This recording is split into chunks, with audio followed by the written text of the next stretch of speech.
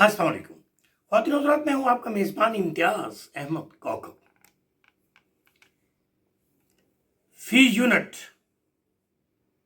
60 रुपए, 70 रुपए, 80 रुपए। अगर बिजली का यूनिट 60, 70, 80 रुपए का होगा तो कैसे कारखाने चलेंगे पाकिस्तान में? कैसे किसान फी एकड़ बेहतर पैदावार जो है वो दे सकेगा? छोटा दुकानदार ये बिल अदा करने से कासिर है और करोड़ों सार्फिन जो छोटे बड़े घरों में रहते हैं वो इस कीमत में बिजली का जो बोझ है वो नहीं उठा सकते। 200 करोड़, 2000 करोड़, 2 लाख करोड़,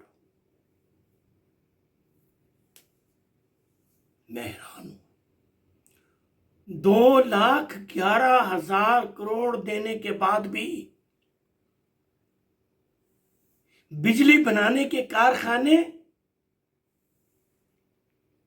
30% पैदावार दे रहे हैं।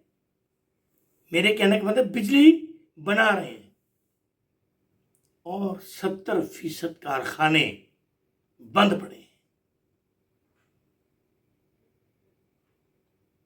अवैस लगारी साहब वफाकी वजीर तवानाई फरमा रहे थे कि चूंकि इस मुल्क में गर्मी 9 महीने पड़ती है तो गर्मियों में बिजली का इस्तेमाल बढ़ जाता है। तकरीबन 26-27 हजार मेगावाट बिजली चाहिए होती है और सर्दियों में इसकी तलब जो है सिर्फ 10-11 हजार मेगावाट रह जाती है। तो फिर हमें कैपेसिटी चार्जेस तो देने पड़ते हैं। मेरी गुजारिश है, एक बिल्कुल सीधी बात है कि अगर जो कारखाना बिजली बना रहा है उसको जरूर पैसे अदा किए जाए। जो कारखाने बिजली बना ही नहीं रहे उनको पैसे क्यों दिए जा रहे हैं? और फिर आपको इन 40 खानदानों की पड़ी हुई है जिनके कमोबेश 100 कारखाने लगे हुए हैं। तो 24 करोड़ अवाम जाए भाड़ में।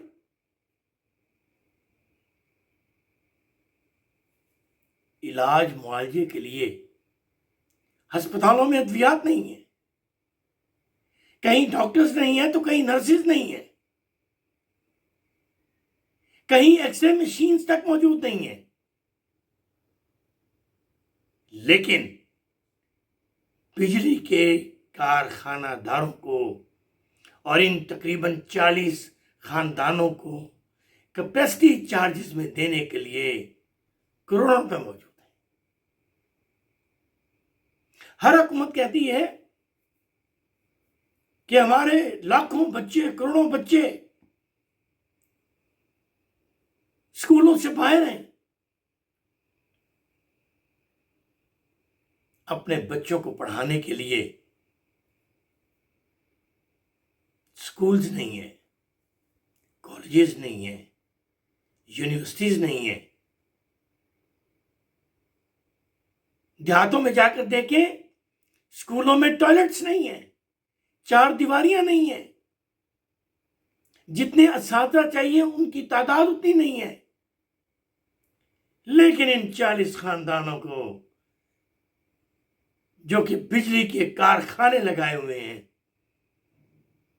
उनको लाखों करोड़ देने के लिए कैपेसिटी चार्जेस की मद में मौजूद है। मैं सैल्यूट पेश करता हूं गौहर एजाज साहब को जो निगरान वजीर रहे, कि उन्होंने इस कौम की आंख खोली है। उन्होंने बताया कि ये जो इंडिपेंडेंट पावर प्रोड्यूसर्स हैं वो किस तरह से इस कौम को दोनों हाथों से लूट रहे हैं,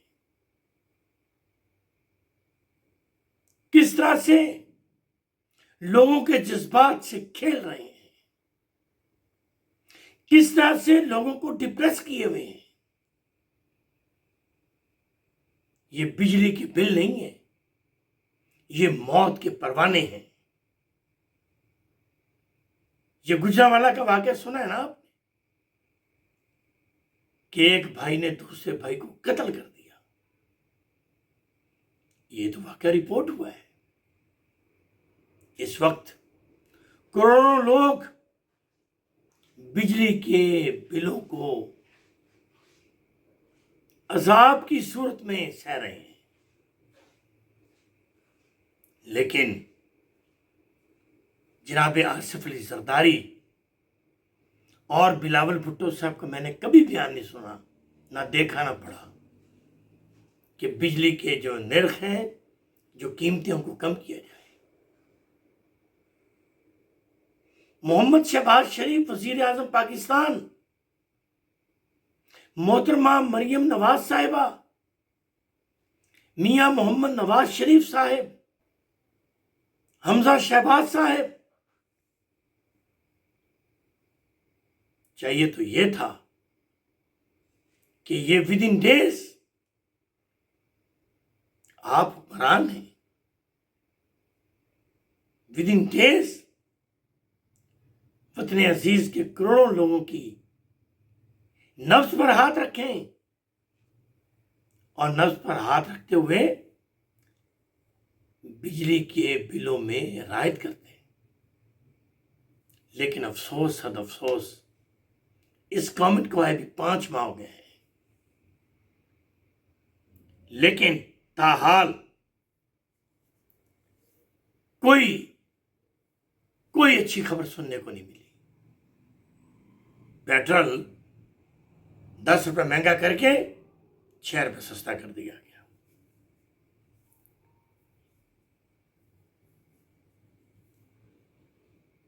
ये जो गौहर एजाज साहब हैं, मैं एक बात मर्तबा फिर उनको शाबाश देता हूं। वो कहते हैं कि हम 25 करोड़ आवाम का मुकदमा लेकर सुप्रीम कोर्ट जा रहे हैं ताकि इनका फॉरेंसिक ऑडिट हो। कहीं आईपीपीज ने जो कारखाने लगाए हैं वो दुगनी कीमतों पर तो नहीं लगाए? कहने का मतलब कागजात में दुगने रेट्स लिखे हो, तेल चोरी किया हो, गैस की खपत दुगनी और चुगनी दिखाई हो, कोयले के रेट्स दुगने और चुगने दिखाए हो, तो वो कह रहे हैं कि फॉरेंसिक ऑडिट होना चाहिए। और इस चीज को भी देखना चाहिए कि क्या जब 1986 में, फिर 1993-94 में, उसके बाद 2000 और उसके बाद फिर चलते चलते 2024 तक जितने भी मुआहदे हुए आईपीपी से, क्या उन मुआहदों में इस कौम को भी देखा गया है, पिसी हुई अवाम को भी देखा गया है? क्या वो मुआहदे सही मायने में हुए हैं? तो अगर ये सुप्रीम कोर्ट में केस जाता है तो मेरी आला अदलिया के जजेस से गुजारिश होगी कि आपको वतन अजीज ने इज्जत से और अजमत से नवाजा है, तो वतन के इन गुरबा का, इन मसाकीन का, इन बेवकान का, इन तलबा और तालिबात का, इस महंगाई की चक्की में पिसी हुई अवाम का आपने ख्याल करना है और हुक्म सादर फरमाना है ये जो हुकूमतें होती हैं ये तिजारत करने के लिए नहीं होती, अपनी आवाम से तिजारत करने के लिए नहीं होती। मेट्रो बसेस बनी है, मैं रोज जाता हुआ देखता हूं, बड़ी अच्छी बात है। 30 रुपए में तकरीबन 25-26 किलोमीटर हो रहा है, अवाम मुस्तफीद हो रहे हैं। और ट्रेन का टिकट बहुत थोड़ा है, अच्छी बात है। पीआईए अरबों रुपए के घाटे में है। तो जो आप कर्ज ले रहे हैं वो कर्ज हुकूमतें खुद चुकाती हैं अपने वसाइल से, अपनी आवाम का खून निचोड़ के नहीं। हमारे तो हुक्मरानों ने कर्जे लिए हैं तो मैं भी मकरूज हूं, मेरे वालिदैन भी मकरूज हैं, मेरे बच्चे भी मकरूज हैं और आने वाली नस्लें भी मकरूज हैं।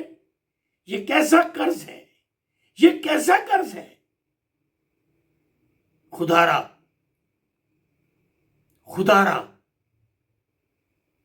ये बहुत कड़ा वक्त है, ये इम्तिहान का वक्त है। मेरी इस्तदा होगी गवर्नमेंट से, मेरी इल्तिजा होगी गवर्नमेंट से, मेरी हाथ बांध की गुजारिश है गवर्नमेंट से कि होश के नौखन लिए जाएं।